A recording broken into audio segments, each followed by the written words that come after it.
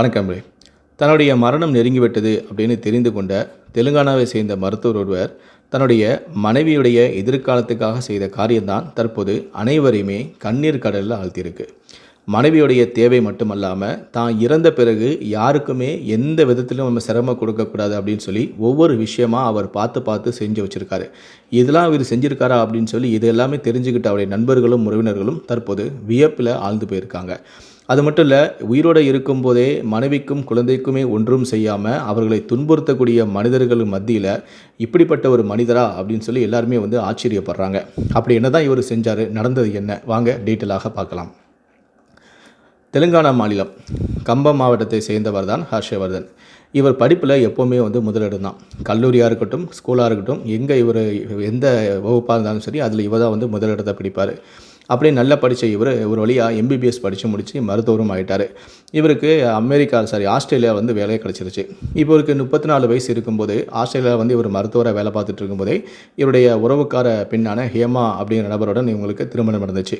கடந்த 2020ஆம் ஆண்டு இவங்களுக்கு திருமணம் நடந்துச்சு. திருமணம் முடிந்த 9 நாளில், அதாவது பிப்ரவரி 20ஆம் தேதி திருமணம் நடந்துச்சு. திருமணம் நடந்த 9 நாட்கள்லேயே ஹர்ஷவர்தன் மீண்டும் வேலைக்காக ஆஸ்திரேலியா போகக்கூடிய சூழ்நிலையும் ஏற்பட்டுச்சு.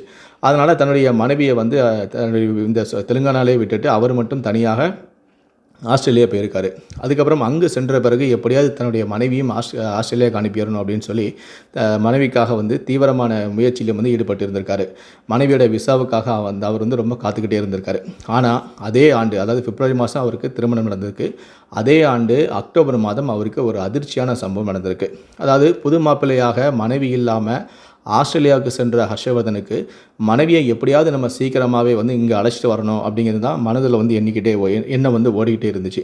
ஆனால் விதி அவருக்கு கொடுத்ததோ அவருடைய வாழ்க்கையில் ஒரு குரூரமான முடிவு தான். அவரது வாழ்க்கையில் ஒரு பயங்கரமான புயல் அன்று வீசியது. அதாவது அவர் எப்போவுமே உடற்பயிற்சி செய்கிறது வழக்கம். அன்றைக்கி அப்படி தான் வழக்கம் போல் அவர் ஜிம்முக்கு போயிட்டு உடற்பயிற்சி செஞ்சுட்டு இருந்திருக்காரு.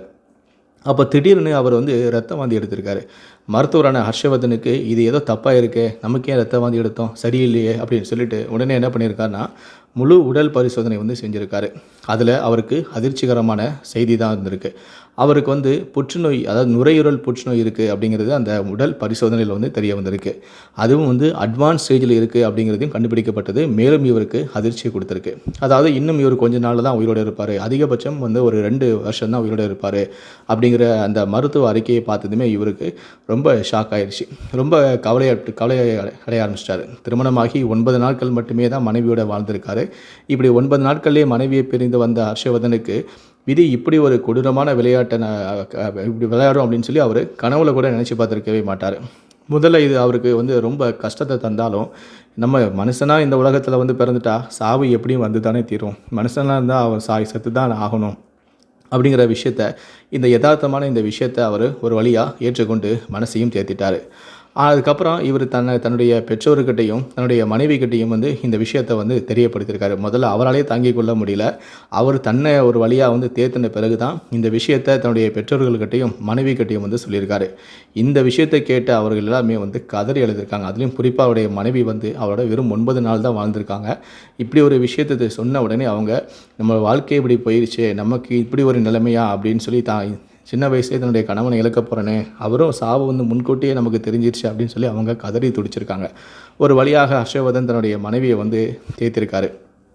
அது மட்டும் இல்லை, நான் இங்கே சிகிச்சை நல்லா இருக்குது, ஆஸ்திரேலியாவில் நல்லா தான் சிகிச்சை கொடுக்குறாங்க, நீங்கள் பயப்படுற மாதிரிலாம் எனக்கு எதுவும் ஆகாது, எனக்கு சீக்கிரமாகவே குணமாயிரும், நீங்கள் பயப்படாதீங்க அப்படின்னு சொல்லி கவலையோடு இருந்த அவங்கள அப்படி இப்படின்னு சொல்லி ஒரு வழியாக தேர்த்திருக்காரு.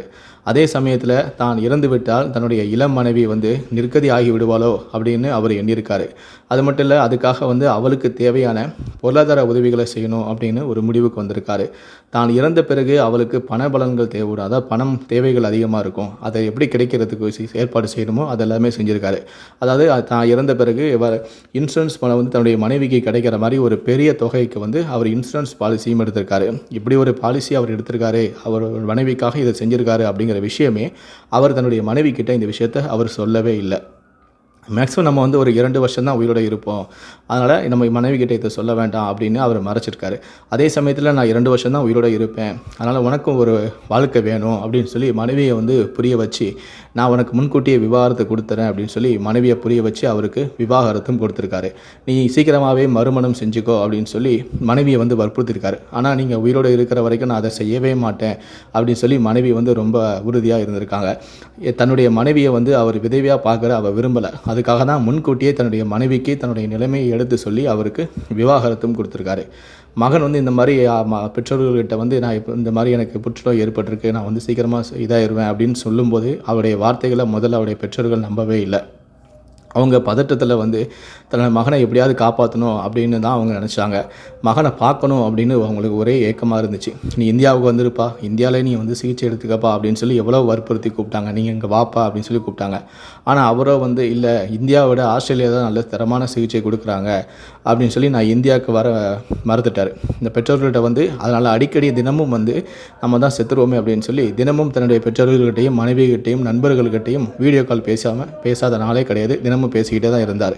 மேலும் தான் இறந்து போனால் தன்னுடைய உடலை வந்து இந்தியாவுக்கு கொண்டு செல்வதை எந்த விதமான சிரமமும் இருக்கக்கூடாது அப்படிங்கிறதுக்காக தன்னுடைய உடல்நிலை குறித்து ஆஸ்திரேலியா இருக்கக்கூடிய ஆஃபீஸர்கள் கூட டிஸ்கஸ் பண்ணியிருக்காரு.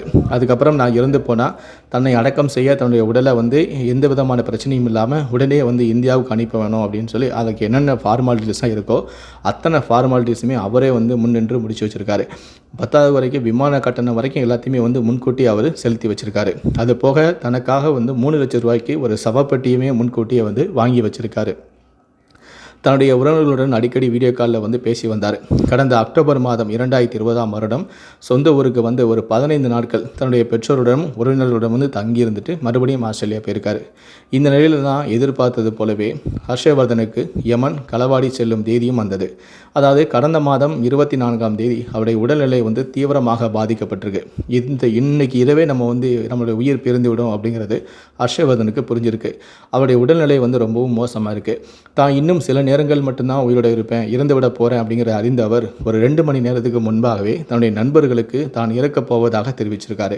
தன்னுடைய நண்பர்களுக்கு ஃபோன் செய்து வாட்ஸ்அப் மூலமாகவும் இன்னும் இன்று மாலை நான் வந்து என்னுடைய வீட்டில் இறந்து கிடப்பேன், என்னுடைய உடலை வந்து எடுத்துகிட்டு போங்க அப்படின்னு சொல்லி ஒரு குறுஞ்செய்தி அனுப்பியிருக்காரு. இதை பார்த்து அலறி அடித்து கொண்டு அவருடைய நண்பர்கள் ஹர்ஷவர்தனுடைய வீட்டுக்கு போயிருக்காங்க. ஆனால் உயிரற்ற அவருடைய உடலை தான் அங்கே பார்க்க முடிஞ்சிருக்கு. அதனைத் தொடர்ந்து அவருடைய இறுதி ஆசைப்படி ஏற்கனவே அவர் செய்து வைத்திருந்த ஏற்பாடுகளின் அடிப்படையில் அவருடைய உடலை வந்து விமானம் மூலமாக ஆஸ்திரேலியாவில் இருந்து ஹைதராபாத்திற்கு இருக்கக்கூடிய பேகம்பேட் விமான நிலையத்துக்கு கொண்டு வந்திருக்காங்க. அதைத் தொடர்ந்து கடந்த 5ஆம் தேதி அவருக்கு இறுதி சடங்குகளும் நடத்தப்பட்டிருக்கு. அப்போது அவருடன் உடலோடு அவர் தன் மனைவிக்காக செய்து வைத்திருந்த பொருளாதார உதவிகள் அடங்கிய ஆவணங்கள், அதாவது இன்சூரன்ஸ் செய்திருக்கல, அதற்கான ஆவணங்கள் எல்லாமே வந்து அதோட சேர்ந்து வந்திருக்கு. இதை பார்த்து தன்னுடைய கணவன் எனக்கு விவாகரத்து மட்டும் கொடுக்கல, தான் பின்னாடி எந்த விதமான பிரச்சனையும் சந்திக்கக்கூடாது, பொருளாதாரத்தில் நான் பாதிக்கப்படக்கூடாதுன்னு சொல்லி எனக்கு அவர் இன்சூரன்ஸ் வேறு எடுத்து வச்சுருக்காரா அப்படின்னு சொல்லி அதை பார்த்து அவங்க கதறி அழுதுருக்காங்க. இதை பார்த்து அவருடைய மனைவியும் பெற்றோரும் கதறி அழுதது அங்கு சுற்றியிருந்த அவருடைய நண்பர்களையும் உறவினருடைய மனதையும் கரைய வைத்தது. தனக்கு தீராத நோய் இருக்கிறது என அறிந்ததும் தன்னுடைய இறப்பை தைரியமாக எதிர்கொண்ட ஹர்ஷவர்தன் ஒரு காவிய நாயகன் என்றே தான் சொல்ல வேண்டும். இந்த நல்ல ஆத்மா சாந்தி அடைய அனைவரும் பிரார்த்திப்போம். இவரின் இந்த செயல் தற்போது சமூக வலைத்தளங்களில் வைரலாகி வருகிறது. இந்த ஒரு செயலை செய்த இவரை பற்றி உங்களுடைய கருத்துக்கள் என்ன அப்படிங்கிறத கீழே இருக்கக்கூடிய கமெண்ட் செக்ஷனில் மறக்காமல் சொல்லுங்கள். இவரை பாராட்டணும் அப்படின்னு நினைக்கிறவங்க இந்த வீடியோக்கு ஒரு லைக் கொடுத்துட்டு மறக்காமல் இந்த வீடியோவை மற்றவங்களுக்கும் ஷேர் பண்ணுங்கள். மேலும் இது போன்ற பல வீடியோக்களை பார்க்கணும் அப்படின்னு நினச்சிங்கன்னா மறக்காமல் சேனலுக்கு சப்ஸ்கிரைப் பண்ணுங்கள். கூடவே அந்த பெல் சிம்லையும் மறக்காமல் கிளிக் பண்ணுங்கள். நன்றி, வணக்கம்.